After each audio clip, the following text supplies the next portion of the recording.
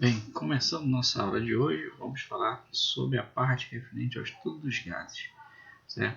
Vocês sabem que a parte de gases é uma das partes mais importantes que tem na física, né? E aí é importante que você comece a estudar a ligação disso com outros assuntos que você vê no dia a dia.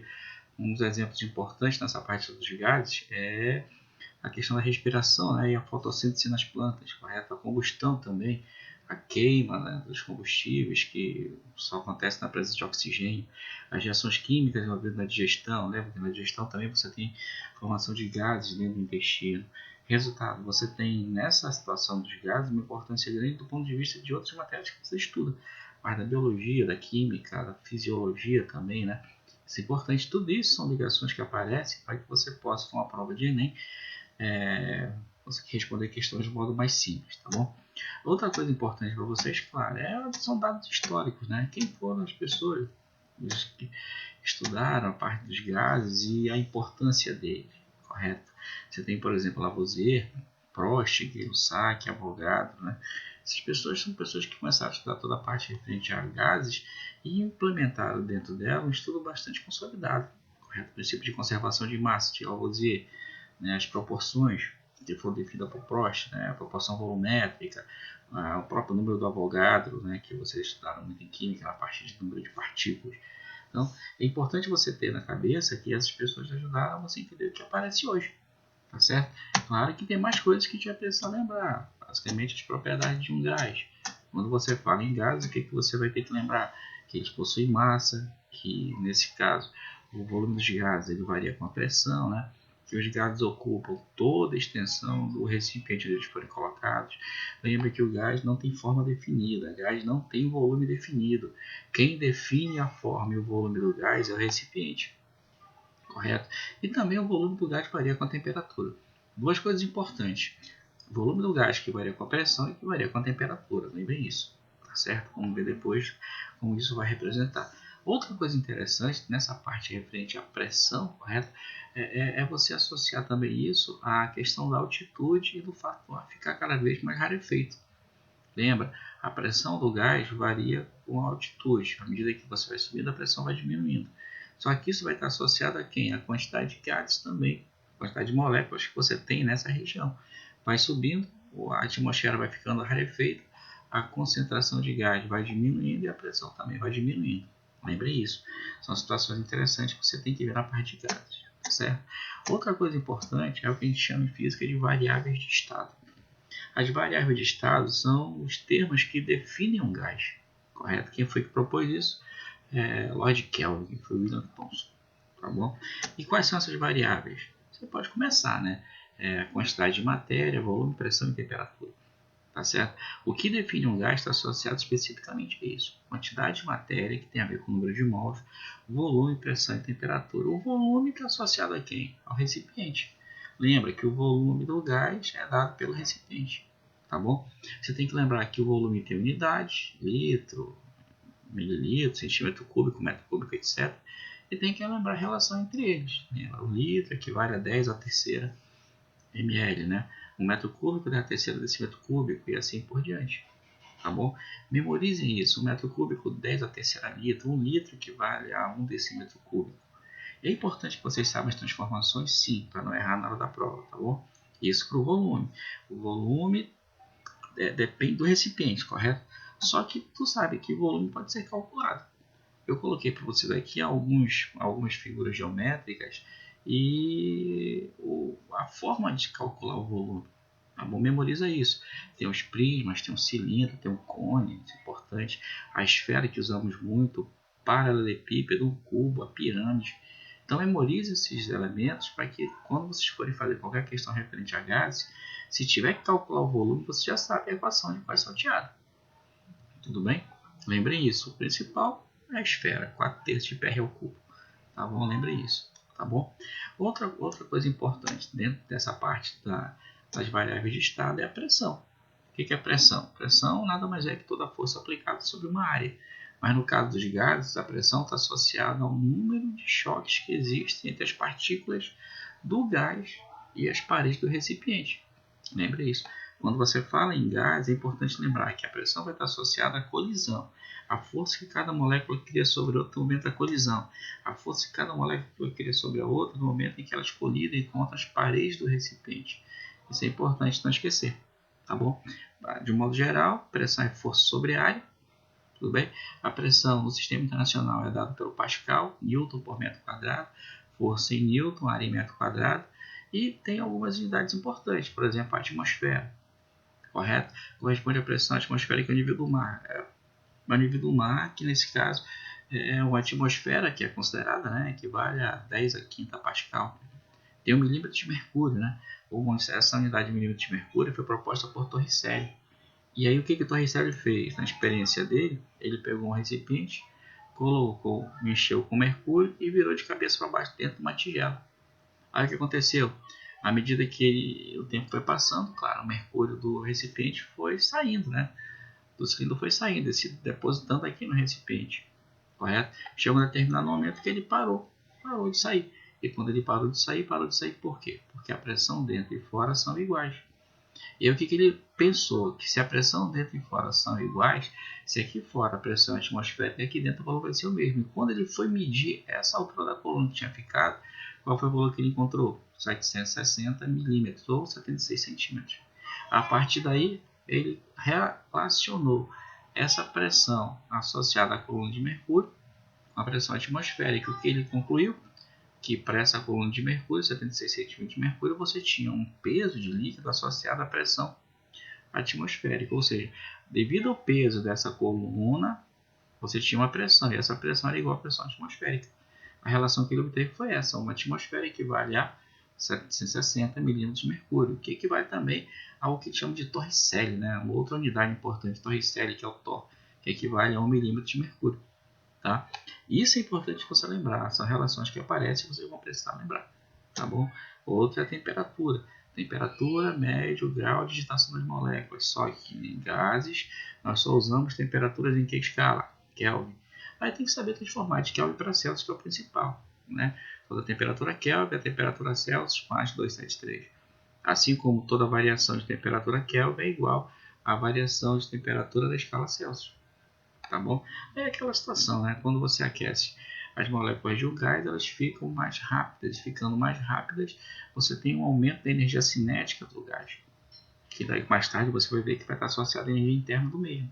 Então você já sabe que a energia de movimento das moléculas vai estar ligada diretamente à temperatura.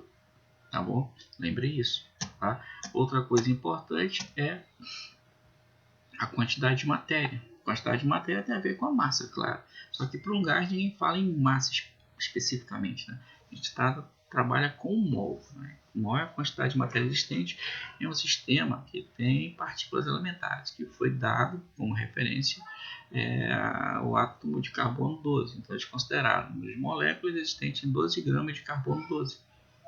Só que baseado nisso você calcula o número de mols. O que é o número de mols? É a massa do gás da quantidade de gás dividido pela massa molar. A unidade do número de mols vai ser o quê? Grama por mol. Tá bom? Então, nesse caso, o que nós vimos? 4 variáveis de estado. Lembra? Temperatura, volume, pressão e a quantidade de matéria, que vai ser dada em função de quem? Do número de mols. Lembrem isso. Pelo amor de Deus, não vou esquecer isso. Certo? Um gás ideal. Tá? Você sabe que gás ideal No caso do gás ideal, o que você tem que lembrar? Que tem algumas propriedades interessantes, né? Você sabe que gás ideal não existe, né? É uma coisa idealizada para ter um sistema controlado. Uma das teorias do gás ideal é essa. Os gases apresentam um movimento desordenado, contínuo e desordenado.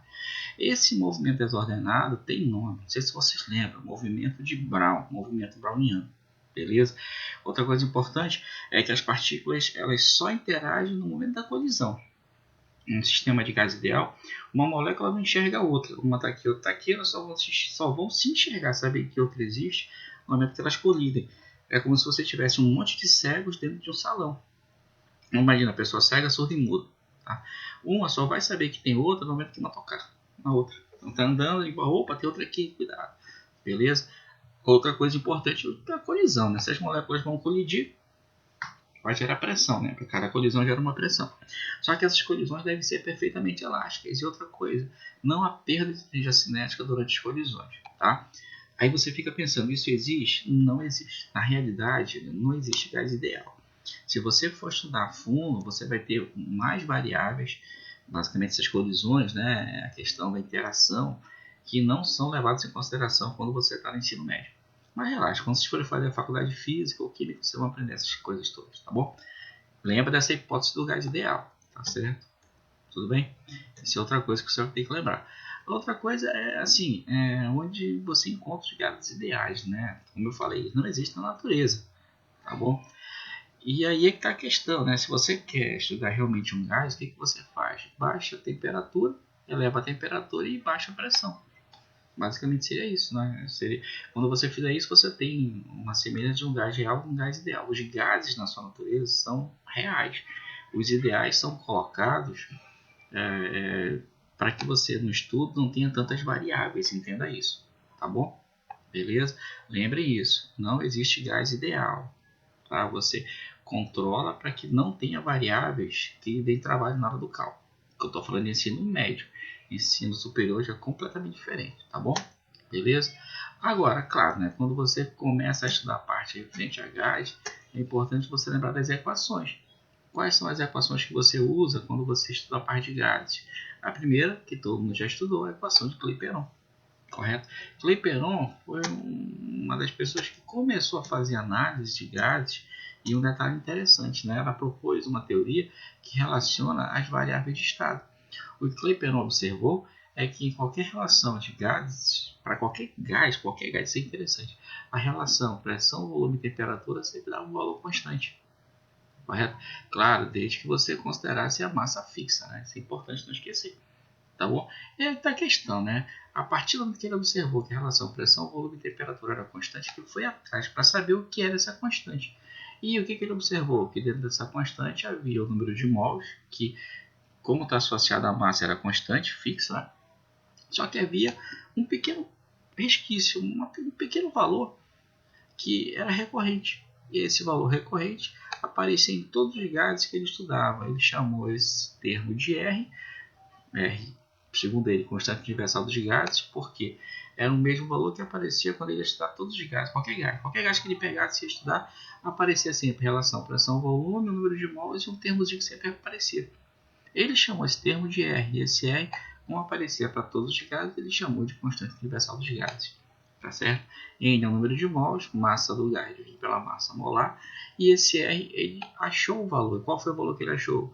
0,082 ou 6,62,3 ou 8,3. Qual a diferença entre os três? As unidades que você está usando para pressão e para o volume. Presta atenção.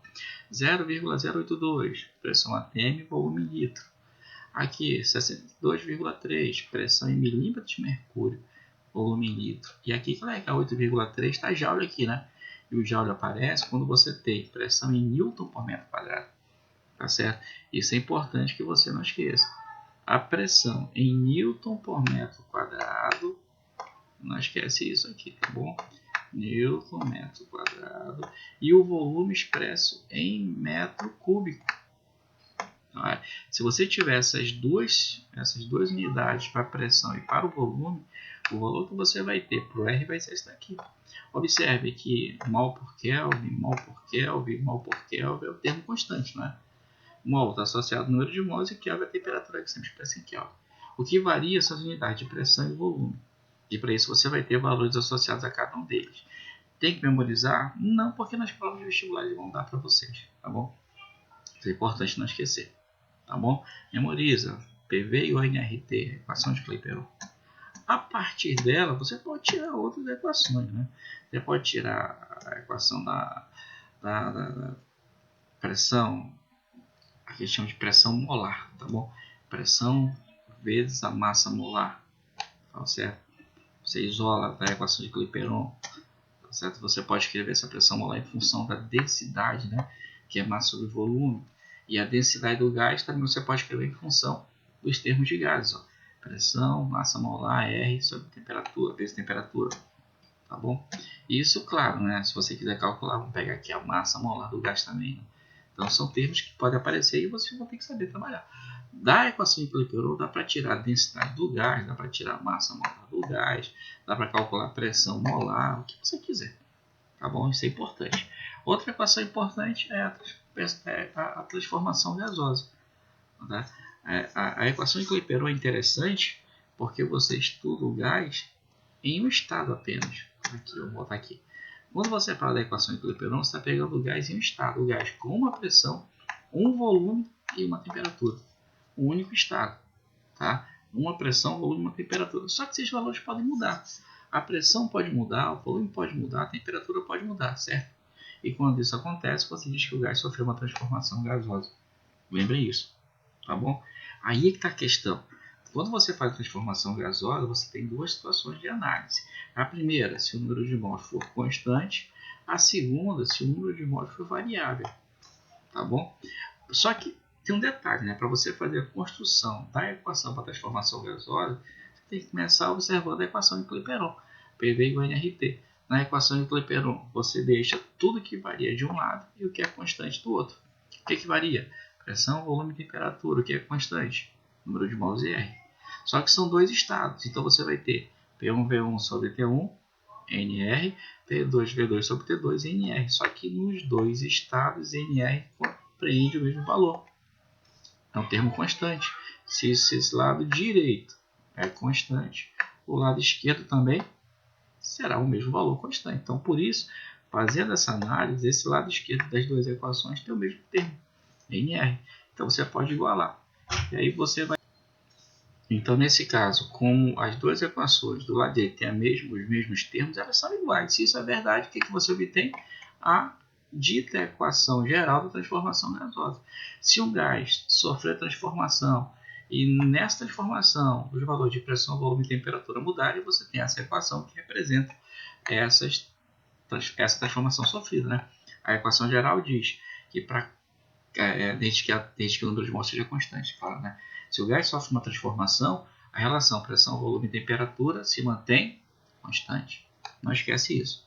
Aí você pensa, e se o número de mols não for constante? Aí sim, se o número de mols for variável, na equação de Euler-Perot, o N já vai aparecer aqui embaixo. Porque você vai ter para cada estado um N diferente. Então você vai ter na equação de Euler-Perot, no lado direito, apenas o R que é constante. E do lado esquerdo os termos variáveis, pressão, volume, temperatura e número de mols.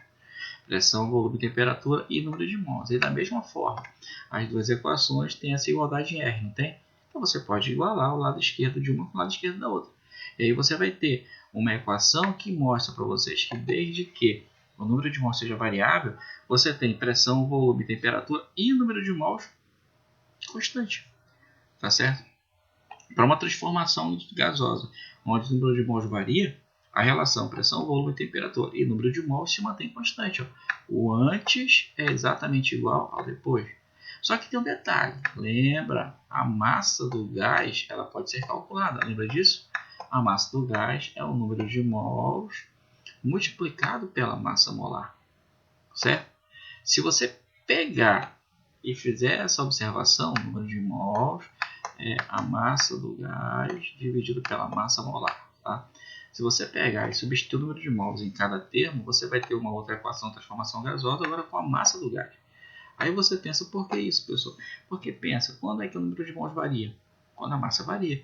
Quando aqui sai gás ou quando aqui entra gás. O gás pode sair, pode ou não pode? O gás pode entrar, pode ou não pode? Isso faz a massa do gás variar. E se a massa do gás varia, o número de mols varia. Então você tem nessa configuração duas equações que representam transformação gasosa com número de mols variável. Memoriza isso, tá? Por favor. Outra coisa importante são as transformações específicas, tá bom? Primeira transformação específica é quando você considera um termo constante, tá beleza? Aqui nós temos uma transformação geral. Pressão, volume e temperatura variam. Então, por exemplo, se uma grandeza delas permanecer constante, aí você tem uma transformação específica. A primeira é isocórica. A transformação isocórica significa que a pressão varia, a temperatura varia, mas o volume permanece constante. Quem gosta de nomes sabe que essa é a famosa lei de Charles. Né? Jacques Alexandre César Charles. Né? Beleza. E aí um detalhe interessante, né? Quando você fala que a pressão e a temperatura variam, você diz que elas são diretamente proporcionais na equação de Clapeyron. Isso quer dizer que a relação pressão-temperatura é constante. E é constante no termo associado a quem? Ao volume. Desde que o volume seja constante, pressão e temperatura são proporcionais. E aí, na equação geral dos gases, cancela o volume, o que sobra? P1 sobre T1, P2 sobre T2. Não esquece isso. O exemplo seria a panela de pressão. Ó, o espaçamento dela permanece o mesmo. Mas aqui dentro a pressão aumenta à medida que a temperatura vai aumentando. Isso é importante não esquecer. A geladeira também é outro exemplo, tá? Importante lembrar disso também. O gráfico. Se você pegar um gráfico da pressão pela temperatura, a pressão e a temperatura são proporcionais. Isso quer dizer que você vai ter uma reta de volume constante e essa reta vai ser uma reta crescente, passando pela origem. Passando pela origem, porque a gente está considerando que a temperatura está expressa em que escala? Kelvin. Agora, um detalhe interessante é que se você pegar um gráfico da pressão pelo volume com várias retas, aqui ó, reta 3, reta 2, reta 1. Para cada reta dessa, você vai ter um volume constante. Mas os volumes são iguais? Não. Essa reta 3 vai ter volume maior, a reta 1 vai ter volume menor. Isso mostra para vocês que a inclinação da reta mostra que o volume na comparação está ficando maior em relação aos outros. A reta 3, que é a mais inclinada, vai ter maior volume, a reta 1, que é menos inclinada, vai ter menor volume. Mas, para cada uma delas, o volume é sempre o mesmo, não esquece. Se você pegar um gráfico da pressão pelo volume, uma reta crescente, uma reta vertical. Olha aí, ó, a pressão está aumentando e o volume se mantém constante. Se eu estou subindo, claro, né? Se eu estiver descendo, a pressão está diminuindo e o volume permanece constante. Memorize esses gráficos para tudo dar certo. Tudo bem? Aqui um exemplo interessante da transformação a volume constante seria o aerosol, né? A latinha permanece com a mesma quantidade, mesmo volume, só que quando você aperta, a diferença de pressão faz com que o líquido aqui dentro ele se volatize rapidamente e acabe saindo. Tá? Lembre isso. Outra transformação é isotérmica. Isotérmica, a lei de Boole-Mariotti. Certo? O que a transformação isotérmica diz? Que nesse caso o volume varia com a pressão, né? E a temperatura se mantém constante. Só que tem um detalhe. Aí, na equação de Clapeyron, volume e pressão são inversamente proporcionais. Olha aí, volume é proporcional a 1 sobre P. Tá certo? E aí um detalhe importante, né? Na equação de Clapeyron, na transformação isotérmica, a temperatura é constante. Se você voltar na equação de Clapeyron, número de mols constante, R constante, temperatura constante, PV também vai ser constante. Olha a equação que a gente obtém. Se nós considerarmos temperatura constante, cancela a temperatura, o que sobra? P1V1 igual a P2V2. Bem simples, tá certo? Não esquece, pressão e volume são inversamente proporcionais. Tá certo isso? Lembrem isso. Pressão e volume são inversamente proporcionais. O gráfico é o gráfico de uma hipérbole equilátera decrescente. Essa hipérbole tem nome, é o que a gente chama de isotermo. Não esquece isso, isotermo, tá bom? Se você pegar um gráfico, pressão, temperatura, volume e temperatura, você vai ter gráfico de uma reta vertical, porque a pressão varia, o volume varia, mas a temperatura se mantém constante. Agora, se você pega o gráfico pressão, volume, sabendo que você vai ter nele uma hipérbole equilátera decrescente, você pode ter várias hipérboles, várias isotermas, não esquece isso. Você pode ter várias isotermas. E um detalhe, para cada isoterma você vai ter uma temperatura. O que você vai ter que lembrar? Que quanto mais afastado do eixo está a isoterma, maior vai ser a temperatura. Então, nessa situação, você tem quantas curvas? 3. Qual a mais afastada? A curva 3. Então, ela vai ser uma isoterma de temperatura 3. Maior que da temperatura 2, maior que a temperatura 1. Certo? Não esqueçam isso. Quanto mais afastada a curva estiver do eixo, maior a temperatura. Tudo bem? Isso na transformação isotérmica. Transformação isobárica, pressão constante. É a famosa lei de Gay-Lussac. Tá certo? Aí, nesse caso, o que você observa? Que a pressão é constante, mas volume e temperatura são diretamente proporcionais. Isso quer dizer que a relação VT vai ser constante. Vai ser constante em que termo? No termo P. Na equação da transformação isobárica, você cancela a pressão, o que sobra? V1 sobre T1 igual a V2 sobre T2. Não é difícil, tranquilo, né? A parte que você vai ter que lembrar a pressão, se a pressão for constante, né? volume e temperatura são diretamente proporcionais. Se a temperatura aumenta, para a pressão se manter constante, o volume aumenta. Se a temperatura diminui, para a pressão se manter constante, o volume também diminui. O gráfico está aqui. São esses dois gráficos que eu vou colocar para vocês. Volume e temperatura, você vai ter uma reta crescente. Essa reta crescente vai indicar que a pressão também se mantém constante ao longo de toda a reta crescente. E se você pegar três retas, aí já é um pouquinho diferente, né? O que você vai observar? Que no gráfico do volume pela temperatura, a inclinação menor vai dar origem a uma pressão maior. Então, são três pressões constantes, beleza. Só que a menos inclinada vai ter menor pressão. É diferente da outra que nós vimos lá, né? A mais inclinada vai dar maior pressão, tá bom? Memoriza isso também, certo? A transformação adiabática. Transformação adiabática é uma transformação importante que vocês não podem esquecer. É aquela que diz que o volume se mantém constante, ou desculpa, que o volume varia, a temperatura varia, a pressão varia, mas não cede e nem recebe calor. Tá? Esse é um detalhe interessante. No caso da transformação adiabática, você vai ter um gráfico da pressão pelo volume, e na transformação adiabática, o gráfico que você vai ter vai ser uma curva existente entre duas isotermas. Nesse caso da transformação adiabática, é mais teórico, né? Isso é importante não esquecer. Assim, você imaginar um sistema que não absorve nem libera calor é muito complicado, né? Falamos na parte de transmissão de calor, de condução, convecção e radiação, onde a garrafa térmica era uma tentativa de um recipiente adiabático, de um sistema adiabático. Para gás é mais difícil ainda. Mas enfim, né? Teoria a gente tem que estudar. No caso da adiabática, você tem duas isotermas, T1 e T2, né? T1 é maior que T2, não esquece isso, tá bom? E a curva entre as duas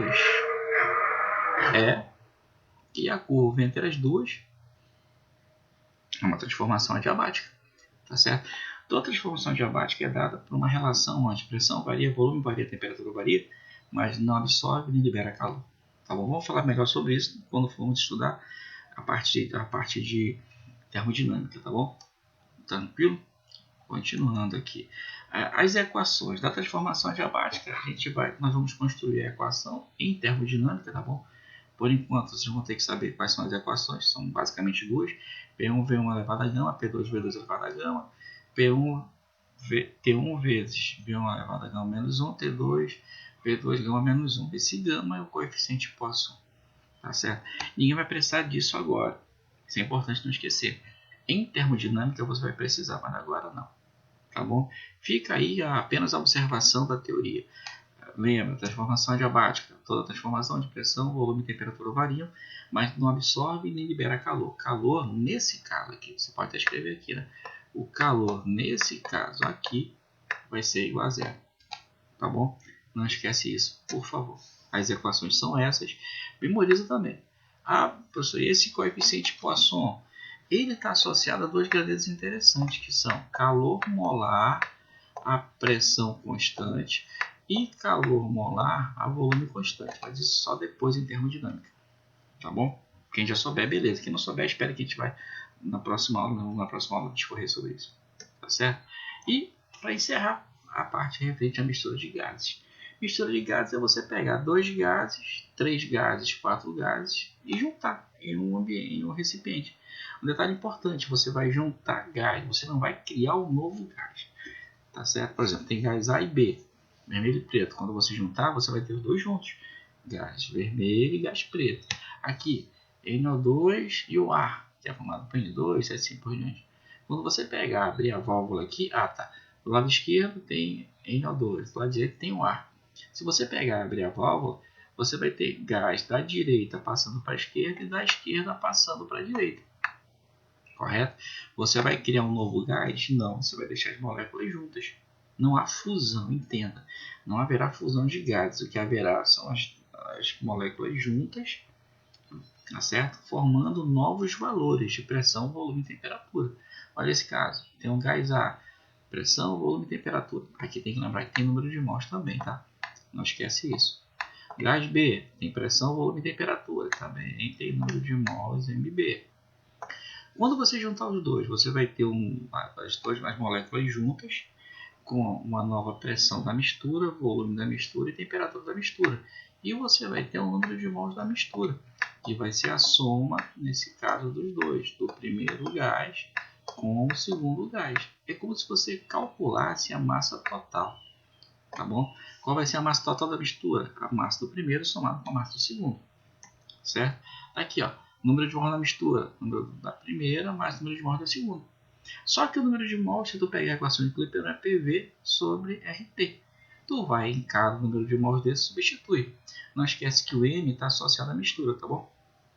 Então você vai ter PM, VM, RTM da mistura, PA, VA, RTA do gás A, PB, VB, RTB do gás B. Cancela o R, que é constante, comum dos três, e aí você tem a equação da mistura de gases. Ou seja, quando você misturar gases, a relação pressão, volume e temperatura vai ser a soma das relações pressão, volume e temperatura de cada gás que você tem. Não esquece, para mistura, a relação pressão, volume e temperatura, ela vai ser a soma das relações pressão, volume e temperatura para cada gás. Beleza? Lembre isso. Gás, você sabe que não é um assunto tão complicado para estudar, mas que você precisa ter um pouco mais de atenção, porque vamos precisar disso na parte referente à termodinâmica. Estudem, memorizem as transformações isobárica, isotérmica, isocórica e adiabática, porque vamos precisar disso mais tarde. Tá bom?